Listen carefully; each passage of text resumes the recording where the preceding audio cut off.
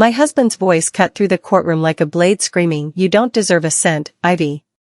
Evan sat there in his expensive tailored suit, looking at me like I was absolutely nothing.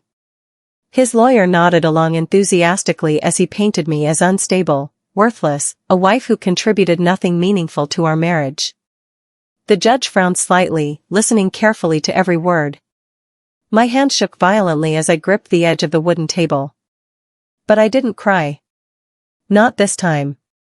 Instead, I smiled calmly, pulled out my phone with steady fingers, and pressed play. Evan's voice suddenly filled the silent courtroom, clear and smugly confident. "Just move the money to the Clearwater account. Ivy's too soft to ever find it." The room erupted instantly. Gasps echoed everywhere. His lawyer's face went deathly pale. The judge leaned forward sharply, eyes narrowed dangerously. Evan's mouth opened wide, but absolutely no words came out. I watched him realize, in real time, that his carefully constructed lies were crumbling. His confident smirk vanished completely, replaced by pure panic. "My name is Ivy Dalton. 3 months ago, I genuinely thought my life was completely falling apart. I thought I was just another heartbroken, cheated on wife with no way out. But I was completely wrong. I didn't fall apart at all. I got strategic instead. I got evidence. I got smart. And today, I watched the man who tried to destroy me realize he'd actually destroyed himself instead. This was my moment of justice. 3 months earlier, everything seemed perfectly normal. Or at least, I desperately thought it did. Evan came home from his week-long business trip smelling like expensive cologne and overconfident success. I hugged him tightly at the door, genuinely happy he was finally back safe. Then I saw it, a distinct smudge of coral pink lipstick on his white collar. "What's this?" I asked carefully, touching the suspicious stain. He barely glanced down dismissively. "Oh, probably from greeting Mrs. Patterson at the conference. You know exactly how she is, hugs absolutely everyone goodbye." I laughed it off nervously, but something felt terribly wrong deep inside. That night, after he fell asleep peacefully, I quietly went through his jacket pockets with trembling hands. Inside the inner pocket, I found a crumpled hotel receipt. 2 expensive dinners ordered to the exact same room. Same night. My stomach turned ice cold. I stared at that damning receipt for a long time, hands trembling uncontrollably. Part of me desperately wanted to wake him up immediately and scream. But another part, the smarter, calculating part, told me firmly to stay quiet. To watch carefully. To learn everything. This was my first moment of clarity in months of confusion and doubt. So I folded the receipt carefully and hid it deep in my drawer. I knew confronting him without more evidence would be useless. He'd deny everything, make me feel crazy, and I'd have nothing to prove otherwise. I needed to be smarter than that. The next morning, I finally confronted him directly. I kept my voice deliberately calm, showed him the receipt, and asked him to please explain it. His immediate reaction shocked me far more than the actual evidence itself. "Are you serious right now?" Evan said sharply, his face twisting with sudden anger. "You're going through my pockets like some paranoid, crazy wife? This is exactly why we have problems, Ivy. You're so incredibly insecure." 2 dinners, Evan. "Same exact room," I said quietly. "I had a client meeting that ran extremely late. We ordered room service together. It's called professional networking." He stepped closer threateningly, his voice dropping low. "You haven't worked in 2 years because I specifically told you to rest. You'd be completely lost without me. Maybe show some gratitude instead of baseless accusations." I felt my throat tighten painfully. Part of me desperately wanted to believe him. Part of me wanted to apologize just to make the horrible tension stop immediately. So I did exactly that. "You're right. I'm sorry," I whispered. But inside, something fundamental had shifted permanently. I didn't believe him anymore at all. His anger felt too defensive, too aggressive for an innocent man. An innocent person would have been understanding, would have reassured me. Instead, he attacked me. That told me everything I needed to know. The gaslighting was so obvious now that I saw it clearly. He wanted me to doubt myself, to feel guilty for even questioning him. It almost worked. 2 weeks later, Evan's company held their annual cocktail party downtown. I wore my best black dress and smiled brightly beside him as he enthusiastically introduced me to various colleagues. Everything seemed perfectly fine until I suddenly saw her across the room. Marla. His assistant. She wore a stunning red dress and that exact same coral lipstick shade from his collar. When our eyes met directly, her face flushed bright red, and she looked away extremely quickly. Evan noticed immediately. He stepped between us protectively, guiding me firmly toward the bar area. "Let's get you a drink," he said tersely, his hand tight on my elbow. I didn't argue at all. But I watched them carefully all night long. The way she laughed at his jokes. The way his hand lingered unnecessarily on her shoulder when they talked. The way everyone seemed to know something I clearly didn't. I went home that night with a fake smile plastered on my face and a detailed plan slowly forming in my mind. I wouldn't confront them.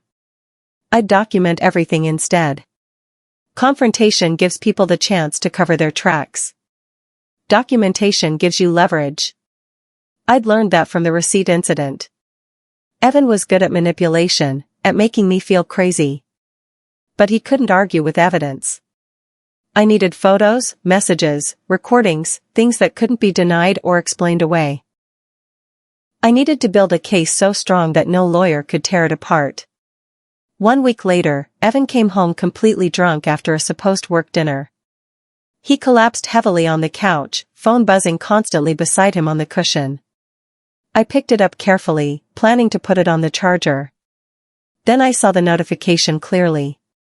Can't stop thinking about earlier. The sender was Marla. My heart pounded violently. I glanced at Evan, still passed out cold, snoring softly. I opened the message thread with shaking fingers. What I found made my hands shake uncontrollably. Messages going back several months. Detailed. Explicit. Planning secret meetups. Talking about me like I was merely an obstacle to remove. I took screenshots of absolutely everything methodically. Every message, every photo, every single cruel comment about me. Then I carefully put his phone back exactly where I found it and quietly went to the bathroom. I locked the door and cried silently for 20 long minutes. Then I abruptly stopped crying completely and started planning instead. My sadness transformed into something far more dangerous, cold determination. Reading those messages hurt worse than anything I'd ever experienced. They talked about me like I was stupid, like I was nothing. Marla asked when he'd finally get rid of her, and Evan responded, "Soon. Just need to move some things around first." They were planning my destruction while I cooked dinner and did his laundry. The betrayal was breathtaking. But I refused to be their victim. I'd be their worst nightmare instead. The next morning, I woke Evan gently with coffee. "I know about Marla," I said quietly but clearly. He rubbed his bloodshot eyes, then sneered cruelly. "So? What are you going to do about it?" "I just needed to know who I was really married to," I replied calmly. He laughed mockingly. "Then why are you still here? If you're so hurt, leave. But you won't, because you desperately need me. You have absolutely nothing without me, Ivy. No job, no money, no future." I nodded slowly, letting him think he'd won completely. "You're probably right." He smiled with satisfaction and got up for his shower. I stayed sitting on the bed, staring at my phone. He genuinely thought I was broken beyond repair. He had absolutely no idea I was carefully building a case against him. That morning, I opened a secret email account and started documenting absolutely everything systematically. Every lie. Every transaction. Every conversation. I became a detective in my own marriage. His arrogance was actually helping me. He thought I was too weak, too dependent, too scared to do anything. That assumption would cost him everything. I watched him shower through the bathroom door, humming happily, completely oblivious. For the first time in weeks, I felt powerful instead of powerless. He thought he controlled me. He was about to learn otherwise. I called my friend Tessa later that day, needing someone to talk to. We met for coffee downtown, and I told her everything that happened. She sighed heavily, looking extremely guilty about something. I saw them together 3 weeks ago, she finally admitted reluctantly. Having lunch at that Italian place. They looked close. Really close. I didn't tell you because I didn't want to start trouble. You didn't want to start trouble? I repeated, my voice flat and emotionless. I thought maybe it was innocent. I didn't know for absolutely sure. I thanked her politely and left quickly. But inside, I realized something extremely important. I was completely surrounded by people who stayed silent to keep the peace. People who protected Evan more than they protected me. I couldn't trust anyone but myself now. That afternoon, I opened a secret email account and started documenting everything systematically. I photographed receipts. I saved text messages. I wrote down dates and times. I became meticulous, organized, relentless. Tessa's betrayal hurt almost as much as Evan's. She'd watched me suffer, knowing the truth, and said nothing. How many others knew? How many people had watched me play the fool while Evan paraded his affair around? The humiliation burned. But I channeled that burning into fuel. Every person who'd stayed silent, who'd protected him, would watch me win. They'd see that staying silent made them complicit. I'd prove that truth always wins eventually.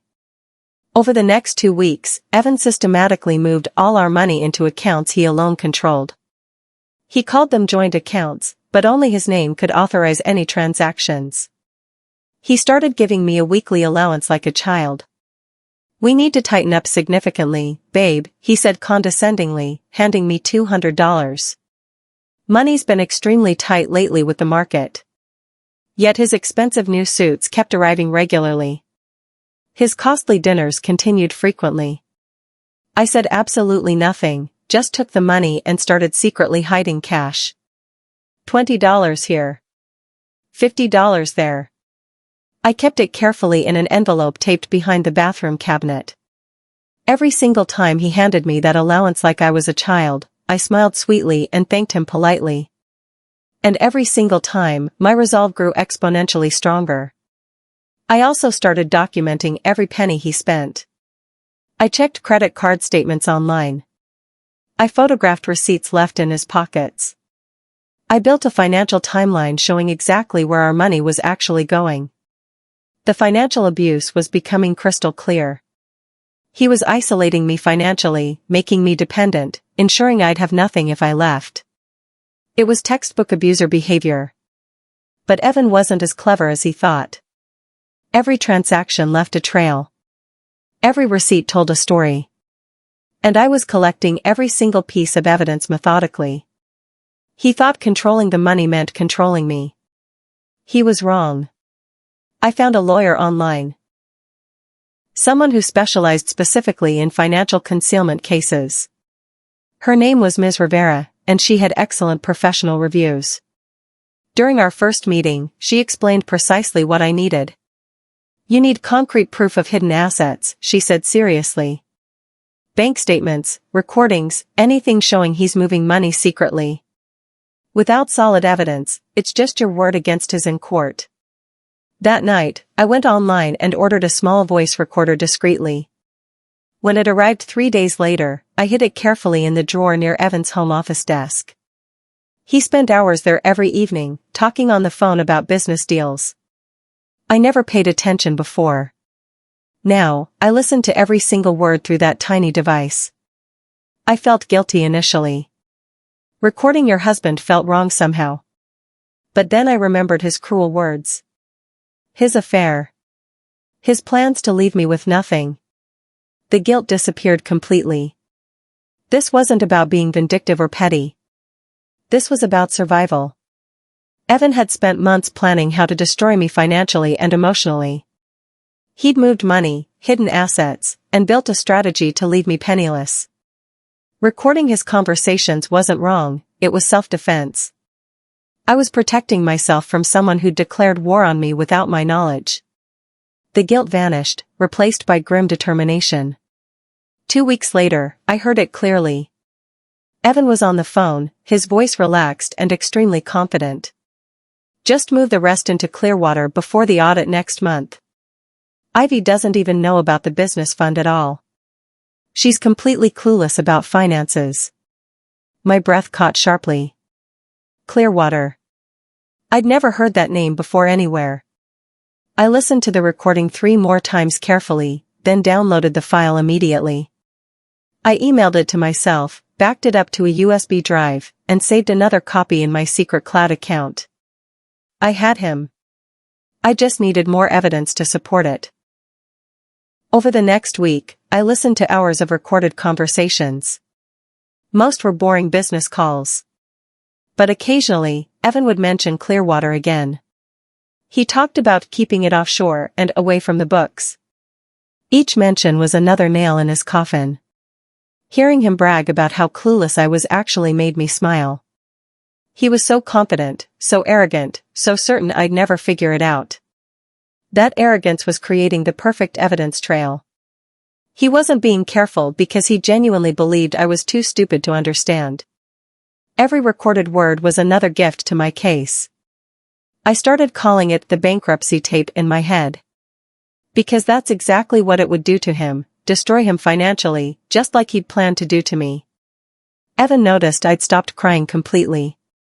He mistook my calm for surrender and defeat. He bought me flowers one evening, took me to dinner, and talked optimistically about rebuilding our marriage together. I kissed him goodnight and pretended everything was fine. Then, while he slept peacefully, I searched his office thoroughly. I found bank statements tucked in a folder marked Business, Private. They showed substantial transfers to Clearwater Investments under another name entirely. His brother's name. I photographed every single page with my phone, hands completely steady now. I was becoming someone new. Someone Evan didn't know at all. Someone far stronger than before. The next morning, I acted normal. Made breakfast. Kissed him goodbye. But inside, I was counting down the days until I had enough evidence to destroy him completely in court. Using his brother's name was clever, but not clever enough. The transfers came from accounts Evan controlled. The IP addresses would show his computer. The timestamps matched his work hours. He thought using his brother's name created plausible deniability, but it actually just added another layer of fraud. I almost felt sorry for his brother, almost. He'd clearly agreed to this scheme, which made him complicit. They'd both learned that fraud doesn't pay. Every document I photographed was another piece of the puzzle falling perfectly into place. I scheduled another meeting with Ms. Rivera, bringing copies of everything I'd found so far. She reviewed the documents carefully, nodding approvingly. Then her phone buzzed loudly, and I saw Evan's name flash on the screen before she quickly turned it away. My stomach dropped instantly. She was in contact with him. I smiled politely, thanked her professionally, and left immediately. That night, I searched for a new lawyer, someone Evan had never heard of before. Someone I could actually trust. I found Mr. Lawrence, a quiet man with 30 years of experience in fraud cases specifically. I brought him everything, and he smiled knowingly. "This is excellent work, Mrs. Dalton. We can definitely use this effectively in court." I felt relieved. Finally, someone on my side completely. Ms. Rivera's betrayal stung, but it taught me an important lesson: trust no one connected to Evan in any way. He had connections everywhere, people who owed him favors, people he'd charmed or bribed. Mr. Lawrence was different. He was older, established, with nothing to gain from Evan's manipulation. His reputation was built on winning difficult cases honestly. He didn't need Evan's money or influence. That made him perfect. I told him everything: the affair, the hidden money, the recordings, the financial abuse. He listened without judgment, taking notes carefully, asking smart questions. I spent the next 3 weeks building my case systematically. I compiled audio files, screenshots, photographs of documents, and bank records meticulously. I organized everything into folders on a private drive I labeled Recipe Collection. I mailed a backup copy to my cousin in another state, just in case something happened to my computer mysteriously. I became methodical. Precise. Every detail mattered significantly. Every piece of evidence had to connect perfectly. Mr. Lawrence called me the most prepared client he'd ever had in 30 years. Evan had absolutely no idea what I was building against him. He thought I was broken and defeated. He was completely wrong. I also started preparing myself emotionally. I knew the courtroom would be difficult. I knew Evan would lie convincingly. I knew his lawyer would attack my character viciously. But I also knew I had the truth on my side, documented and undeniable. I practiced staying calm under pressure. I rehearsed answering difficult questions without getting emotional. I prepared for every possible attack they might make. Mr. Lawrence helped me understand what to expect in court, the aggressive questioning, the attempts to make me look unstable or vindictive. But with my evidence, none of that would matter. Facts don't care about emotions. Truth doesn't bend to manipulation. I had both on my side. One evening, Evan sat me down at the kitchen table. His face was serious and determined. "I think we need to talk about what happens if this marriage doesn't work out," he said bluntly. "What do you mean?" I asked innocently. "If you leave, you need to understand, you'll walk away with absolutely nothing. Everything's in my name. The house, the cars, the accounts. No judge will believe you contributed anything meaningful. You haven't worked in years." I nodded slowly, my face blank. "You're probably right." He smiled with satisfaction. "I'm glad you understand." What he didn't know was that my recorder was running in my pocket, capturing every single word. Every threat. Every lie. This recording alone could prove financial abuse and intimidation in court. His arrogance was beautiful in its stupidity. He was literally confessing to planned financial abuse while I recorded every word. Mr. Lawrence would love this. The recording showed premeditation, showed his intent to leave me destitute, showed the calculated cruelty behind his actions. Evan thought he was warning me, scaring me into submission. Instead, he was building my case for me. I wanted to laugh at the irony but kept my face neutral. Let him think he'd won this conversation. A week later, Evan suggested we have dinner with Marla to discuss business opportunities together. I agreed enthusiastically, acting eager. During dessert, I excused myself to the bathroom and left my phone recording under the table discreetly. When I returned, I watched Evan's hand slide onto Marla's thigh under the table. I watched her lean into him, giggling. And I listened later to the recording where he said, drunkenly, "Even if she finds out everything, I'll be fine. She's broke without me." I saved that recording with the others carefully. The folder was getting full now. That night, I listened to the recording again. Hearing Evan's voice, so casual about destroying my life, made me angry. But I channeled that anger into focus. I wouldn't confront him emotionally. I'd destroy him legally. The recording also captured Marla laughing and agreeing with him. She said, "Poor Ivy, she has no idea what's coming." They mocked me together, celebrated my impending destruction, toasted to their future. Every cruel word was recorded perfectly. The audio quality was excellent. You could hear the smugness in their voices, the complete lack of remorse or guilt. Mr. Lawrence said this recording alone proved adultery and conspiracy to commit fraud. It was devastating evidence. 2 days later, Evan announced he was filing for divorce. He stood in the living room, looking triumphant. "I think it's time we both moved on," he said confidently. "You can keep your clothes and books." "That's fair." I let tears fill my eyes, acting shocked and devastated. Evan, please. It's done, Ivy. I've made up my mind. I nodded, wiping my face dramatically. You're right. It's fair. He looked extremely satisfied, like he'd won. He had absolutely no idea I'd been waiting for this exact moment. No idea that every piece of evidence I needed was already organized and ready. I watched him walk away confidently, and I whispered to myself, "Thank you for making this easy." His filing for divorce was actually perfect timing. I had all my evidence compiled. Mr. Lawrence had everything prepared. We were ready for court. Evan's impatience had actually helped me. If he'd waited another month, I might not have had the Clearwater recordings yet. But his eagerness to be with Marla, to start his new life, made him rush. That rush would cost him everything. I dried my fake tears and smiled. Game on. Mr. Lawrence introduced me to a private investigator named Mr. Keene. He was discreet, professional, and extremely thorough. Within 1 week, he confirmed everything. The Clearwater account existed, linked to an offshore entity under Evan's brother's name. Evan had been systematically moving money from his real estate firm for 3 years. This isn't just a divorce case anymore, Mr. Lawrence said seriously. This is fraud. I stared at the detailed report, feeling strangely calm. My revenge had stopped being personal. It was justice now. Legal, documented, undeniable justice.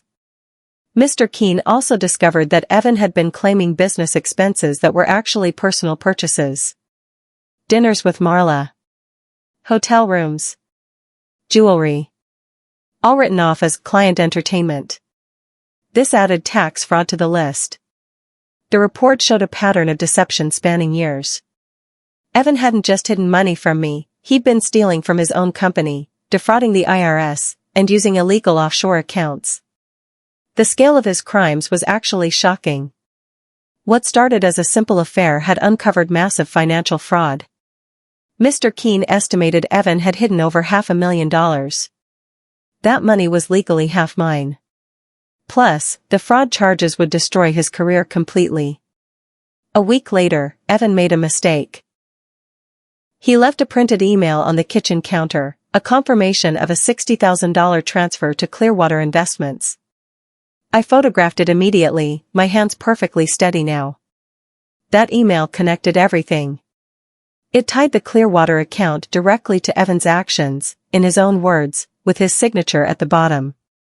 I placed the photo in my evidence folder and whispered, "Thank you, Evan. You just gave me everything I needed." I also noticed the date on the email. The transfer happened the same week Evan told me we needed to tighten our belts. While giving me a $200 allowance, he'd moved $60,000 to his secret account. The hypocrisy was stunning. That single email was worth more than any recording. It was physical evidence with his signature. No lawyer could claim it was forged or taken out of context. It proved he'd lied about our financial situation while secretly hoarding money. It proved he'd planned this divorce months in advance. It proved everything. Mr. Lawrence actually laughed when I showed him. "He just handed us the case," he said. Evan's carelessness was my victory. His arrogance had finally caught up with him. Evan officially served me divorce papers at the house. He stood in the doorway, smirking confidently. "Sign these," he said dismissively. "Let's make this clean and simple." I took the papers, read them slowly, and signed without a single word. He looked genuinely surprised that I didn't argue or beg. He expected tears. Instead, I just handed them back calmly. "All done," I said neutrally. He left, looking confused. The moment his car disappeared down the street, I opened my laptop and emailed my entire evidence package to Mr. Lawrence. The subject line read simply, "For the hearing." Mr. Lawrence called me 10 minutes later. "This is even better than I expected. We're going to win this." His confidence was reassuring. But I didn't need reassurance anymore. I knew we'd win.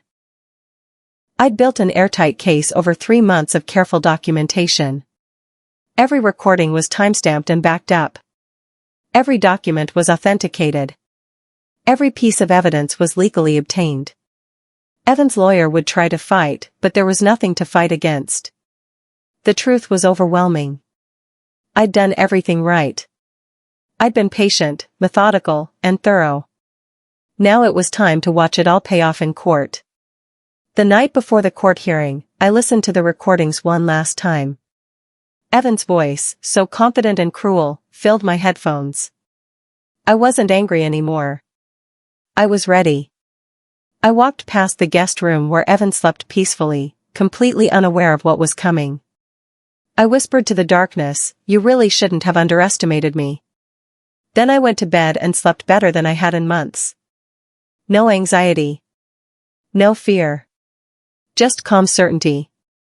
The next morning, I dressed carefully in a professional suit. I looked at myself in the mirror and barely recognized the woman staring back. She looked strong. Determined. Nothing like the woman who'd cried over lipstick stains 3 months ago.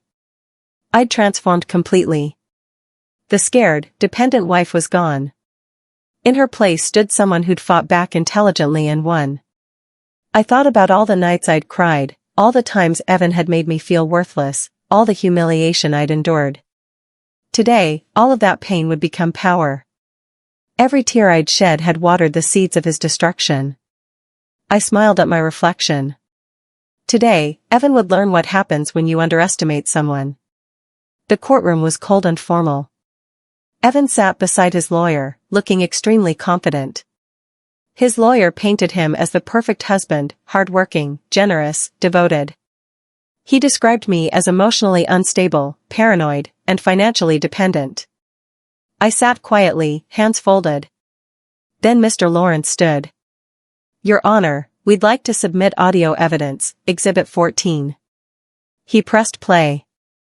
Evan's voice filled the courtroom. "Just move the money to the Clearwater account. Ivy's too soft to ever find it." The room went completely silent. The judge's expression hardened. Evan's face turned deathly white. His lawyer leaned over, whispering urgently. The entire courtroom had just heard him admit to hiding assets. To fraud. I watched Evan's face carefully. This was the moment I'd been waiting for. The moment his world collapsed. His eyes went wide with shock. His mouth opened and closed like a fish. He looked at me, finally seeing me as I truly was, not soft, not stupid, not helpless. I met his gaze steadily, letting him see my strength. His shock turned to panic as he realized what this recording meant. His entire strategy was destroyed in 30 seconds of audio. Everything his lawyer had said about me being unstable and paranoid was now proven wrong. I wasn't paranoid, I was right. Evan's lawyer tried desperately to recover. "Your Honor, we contest the authenticity of this recording." Mr. Lawrence stood calmly. "We also have bank statements, transfer records, and emails, all signed by Mr. Dalton. Including this one, left on the kitchen counter last week." He held up the printed email. Evan's signature was clear at the bottom. The judge reviewed the documents carefully, then looked directly at Evan. "Mr. Dalton, did you sign this document authorizing a transfer to Clearwater Investments?" Evan stammered, It's not what it looks like." "Did you or did you not sign this?" Long silence. Then, quietly, "Yes." The judge called for a recess. Evan's lawyer looked furious. I sat perfectly still, watching everything unfold exactly as I'd planned. Mr. Lawrence squeezed my shoulder reassuringly. During the recess, I saw Evan arguing with his lawyer in the hallway. His lawyer looked angry, probably realizing his client had lied to him. Evan kept shaking his head, trying to explain, but his lawyer wasn't listening. The case was over. Everyone in that courtroom knew it. Evan had perjured himself, admitted to fraud, and destroyed his own credibility completely. His lawyer would probably drop him after this. No attorney wants to represent a client who lies to them and makes them look foolish in court. Within days, word spread quickly. Evan's real estate firm launched an internal investigation.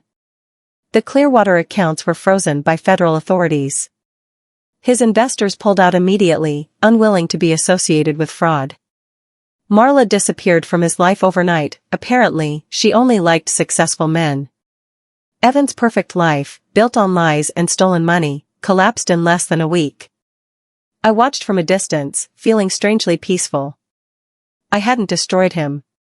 I'd simply let the truth do it for me. His brother was also investigated for allowing his name to be used. Evan's business license was suspended. His reputation in the industry was destroyed completely. Everything he'd worked for was gone. The firm fired him immediately. His clients demanded refunds. His partner sued him for damages. The IRS opened an investigation into his tax fraud. Criminal charges were being considered. Evan's attempt to leave me with nothing had backfired spectacularly. He'd lost everything instead: his business, his reputation, his freedom potentially. Karma wasn't just poetic, it was devastating. I heard through mutual friends that he'd moved back in with his parents. The man who'd mocked my dependence was now completely dependent himself. 2 weeks later, Evan's lawyer contacted mine. They wanted to settle privately, avoid further investigation and publicity. I agreed, but only on my terms. I got the house. Half of all remaining assets. Full ownership of the car Evan bought for Marla, which I promptly sold. He signed the papers with shaking hands, his face pale and defeated. As he stood to leave, I looked him in the eye and said clearly, "Consider it repayment for underestimating me." He didn't respond. He just walked out slowly, shoulders slumped, looking 10 years older than when this started. I felt no pity. Only satisfaction. Mr. Lawrence shook my hand. "You did excellent work, Mrs. Dalton. Most people don't have your patience or attention to detail." The settlement was generous, but honestly, I would have accepted less just to see Evan's face when he realized he'd lost. The money was secondary to the victory. I'd proven that intelligence beats arrogance. That patience beats impulsiveness. That truth beats lies, always. Evan had every advantage: the money, the connections, the confidence. But I had something better: I had the facts. And facts are impossible to defeat in court. 6 months later, I moved into a bright new apartment across town. I reopened the small graphic design business I'd closed when Evan told me to rest and focus on the marriage. Clients started coming back. Life felt lighter and more authentic. One evening, I found the voice recorder in a box of old things. I held it in my hand, remembering everything that happened. Then I pressed play one last time, hearing Evan's voice say, "Ivy's too soft to ever find it." I smiled, deleted the file permanently, and dropped the recorder in the trash. "Not anymore," I whispered. I closed the lid, walked to the window, and looked out at the city lights stretching endlessly. For the first time in years, I felt completely free. Evan had wanted everything in the divorce. Instead, he lost everything: his money, his reputation, his future. And I got my life back completely. I also got something more valuable: I got myself back. The strong, capable woman I'd been before I let someone convince me I was weak. My business was thriving. I'd reconnected with old friends. I'd even started dating someone new, someone kind, honest, someone who treated me as an equal. Life after Evan was better than life with him ever was. The woman who'd cried over lipstick stains was gone forever. In her place stood someone who'd fought back and won. Someone who knew her worth. Someone who'd never be underestimated again.